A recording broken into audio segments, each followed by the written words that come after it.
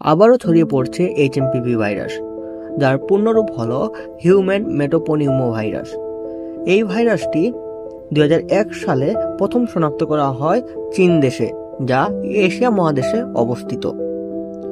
পুনরায় 8 জানুয়ারি 2025 সালে এই ভাইরাসটির লক্ষণ দেখা দেয় ঠিক একই দেশে। আমেরিকার সিডিসি মতে এই ভাইরাসটির লক্ষণ হল সর্দি কাশি। ভাইরাসটি সংক্রামক রোগ থাকার ফলে খুবই তাড়াতাড়ি তার প্রভাব বিস্তার করে চলেছে পুরো এশিয়া মহাদেশে, যা ভবিষ্যতে নিরাময় করা ডাক্তার বা বিজ্ঞানীর জন্য চ্যালেঞ্জ হতে পারে। আমাদের প্রতিবেশী দেশ ভারতে 2 শিশুর শরীরে এইচএমপিভি ভাইরাসের লক্ষণ শনাক্ত করা হয়, কিন্তু খুশির সংবাদ হলো তারা এখন ভাইরাস মুক্ত। অধিক পরিমাণের শিশু ও বৃদ্ধরা এই ভাইরাসের শিকার হচ্ছে। এক্সপেরিমেন্ট অনুসারে এইচএমপিভি ভাইরাস থেকে রক্ষা পাওয়ার অন্যতম মাধ্যম হলো পুষ্টিকর খাবার।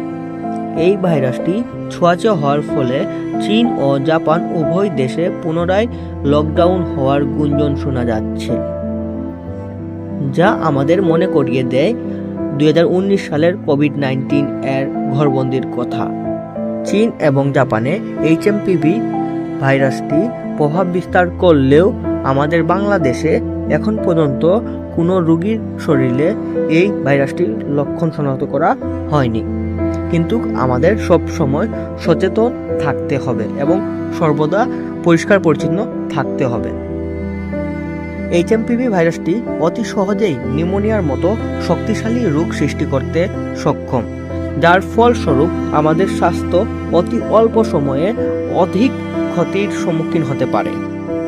এরকম আননোন ফ্যাক্টস সম্পর্কে জানতে চাইলে আমাদের চ্যানেলটি সাবস্ক্রাইব করুন এবং আমাদের পাশেই থাকুন। ধন্যবাদ।